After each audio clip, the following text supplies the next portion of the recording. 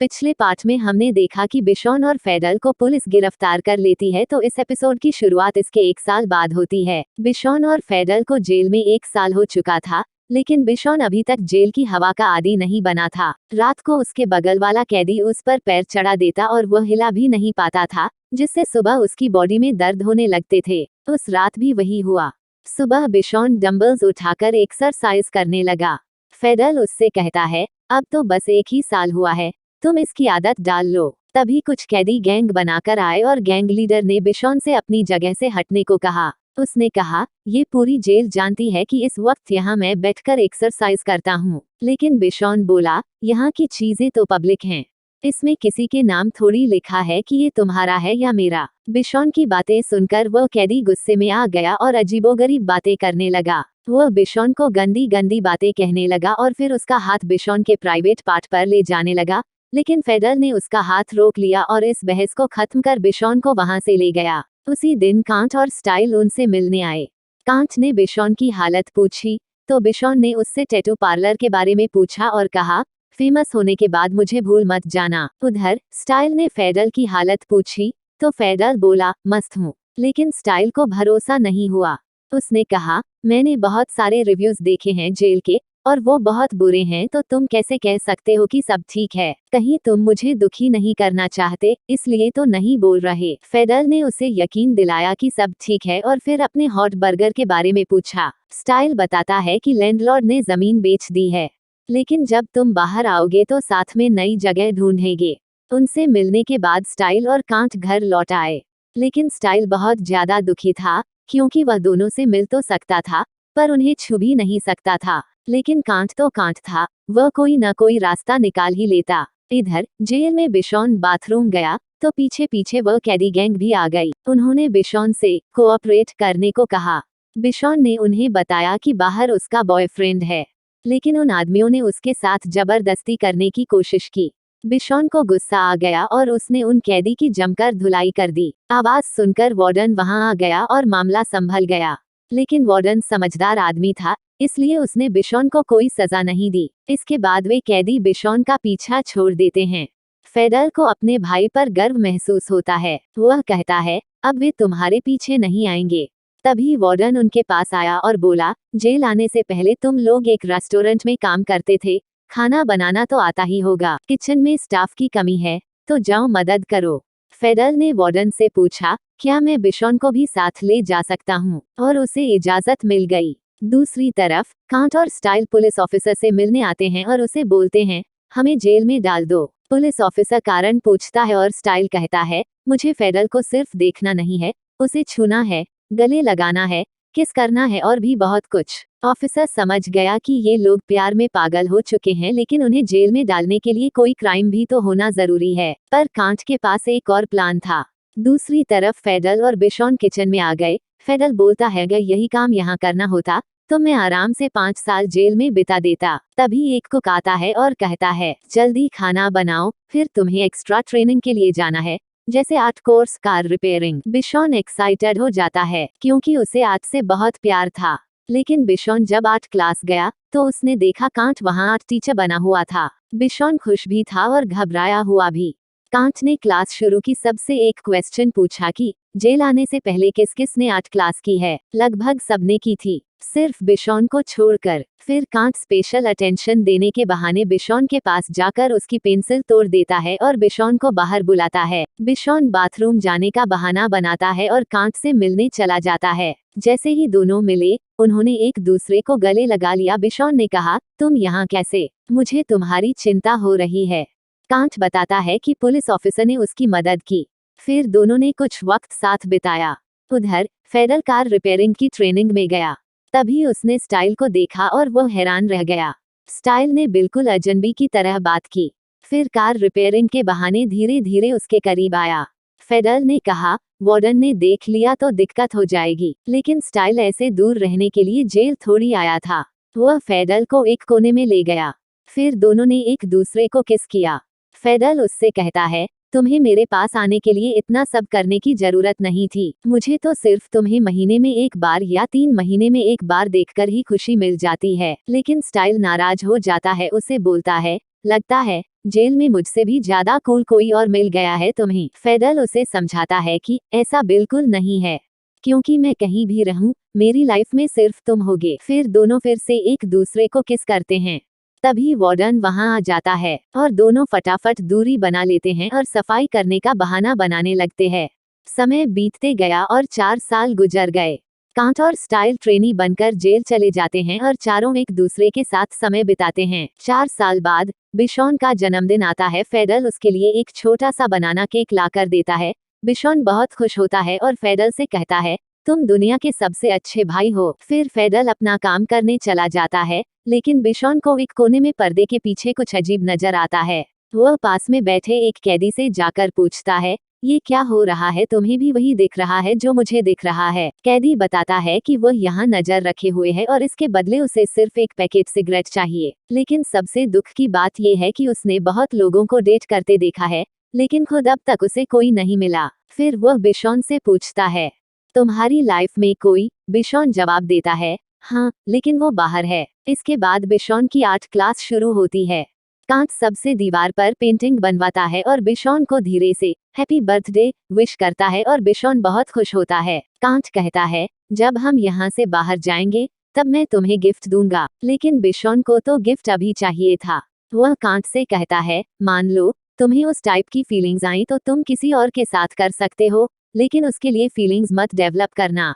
Can't जवाब देता है, मेरा दिल और शरीर दोनों तुम्हारे हैं। बिशॉन उस कैदी को सिगरेट का पैकेट पकड़ाता है और कांट को लेकर पर्दे के पीछे जाता है। वह कहता है, मुझे अपना बर्थडे प्रेजेंट चाहिए। और फिर दोनों पर्दे के पीछे इंटीमेट हो जाते हैं। दूसरी तरफ फेडल गराज कोर्स की क्लास में जाता है, लेकिन वहाँ स्टाइल नहीं था कोई और उन्हें पढ़ा रहा था। एक कैदी फेडल से कहता है, कोई तुमसे मिलने आया है। फेडल जब मिलने जाता है तो स्टाइल बाहर बैठा होता है। स्टाइल कहता है, आजकल डैड गराज से रिटायर हो गए हैं, इसलिए मैं ज्यादा बिजी रहता हूँ, इसीलिए कभी कभी क्लास नहीं ले पाऊंगा, पर मिलने जरूर आऊंगा। लेकिन फेडल उससे नाराज था। वह कहता है, स्टाइल, मुझे लगता है हमें अलग हो जाना चाहिए। तुम अपने फ्यूचर पर फोकस करो। इतनी दूर सिर्फ मुझसे मिलने आने की जरूरत नहीं है। स्टाइल समझ नहीं पाता कि उससे कहाँ गलती हो गई, पर फिर भी वह अपने गराज के काम पर ध्यान देने लगता है और ज्यादा से ज्यादा पैसे कमाने की कोशिश करता है। उसके डैड उसे मोटिवेट करते हैं और फेडल के बारे में पूछते हैं, लेकिन स्टाइल कोई बहाना बना देता है। दूसरी तरफ बेब अब बड़ा हो चुका था। अब उसे भी टैटू बनवाने का शौक चढ़ गया था। वह कांट से अपने नाम का टैटू बनाने को कहता है। कांट उसके आर्म पर टैटू बना देता है। इधर फेडल की नाराजगी अभी भी खत्म नहीं हुई थी। बिशॉन भी समझ गया कि कुछ गड़बड़ है। वह फेडल से पूछता है, तुम स्टाइल से क्यों नहीं मिल रहे? लेकिन फेडल उसी पर नाराज हो जाता है। बिशॉन उसे एक छोटा सा फ्लावर बकेट देता है और कहता है, स्टाइल ने देने को कहा था। उस बकेट में हॉट बर्गर का एक छोटा सा बैज था। जब फेडल गराज की क्लास में गया तो वहाँ स्टाइल अकेला मौजूद था। स्टाइल कहता है, मुझे लगा था कि अब तुम मुझसे दोबारा नहीं मिलोगे, लेकिन मैंने ऐसा क्या गलत किया जिससे तुम मुझसे नाराज हो? फेडल जवाब देता है, पहले तुम मुझसे बार बार मिलने आते थे और मैं तुम्हारी लत लगा बैठा, लेकिन अचानक से तुम गायब हो गए। अब मैं तुम्हें बार बार मिस करता हूँ। स्टाइल हॉट बर्गर का बैज दिखाता है और कहता है, मैं हमारे फ्यूचर के लिए मेहनत कर रहा हूँ, इसलिए बिजी हूँ, लेकिन मैं अभी ये काम नहीं बता सकता, पर मेरे लिए सबसे जरूरी तुम ही हो। फेडल उसकी बातें सुनकर मान जाता है। फिर सब कुछ फिर से नॉर्मल हो जाता है।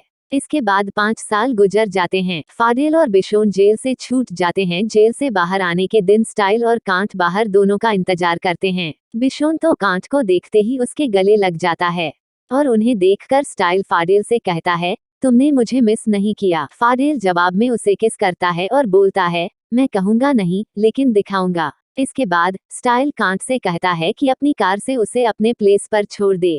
कांट उन्हें आधे रास्ते छोड़ देता है। स्टाइल फिर फेडल की आंखें बंद करके उसे एक जगह पर लेकर जाता है। जब फेडल आंखें खोलता है तो वह हैरान हो जाता है, क्योंकि यह वही हॉट बर्गर था। वो स्टाइल से कहता है, तुमने तो बताया था कि यह जगह बिक गई थी। स्टाइल जवाब देता है कि उसने इसे खरीद लिया है और अब यह दोनों का स्थान है जहां फेडल अपने सपने को पूरा कर सकता है। स्टाइल की बातों से फेडल को यह समझ में आ जाता है कि उस वक्त जब स्टाइल मिलने नहीं आता था तो वह यही काम कर रहा था। दूसरी तरफ बिशोन को काफी दिनों बाद फ्रीडम वाली हवा का एहसास होता है और उसे बहुत अच्छा महसूस होता है। कांट उसे अपने घर चलने को कहता है और बताता है कि बेब को स्कॉलरशिप मिल गया है, वो फॉरेन चला जाएगा। लेकिन बिशोन निराश था क्योंकि उसकी जिंदगी में उसे खुद ही नहीं पता था कि उसे क्या करना है। फिर कांट उसे अपने घर लेकर आता है, लेकिन दोनों को घर का दरवाजा खुला मिलता है और पूरा घर बिखरा पड़ा होता है। वहाँ उन्हें एक नोट मिलता है जिसमें लिखा था, डिनर विद मॉम।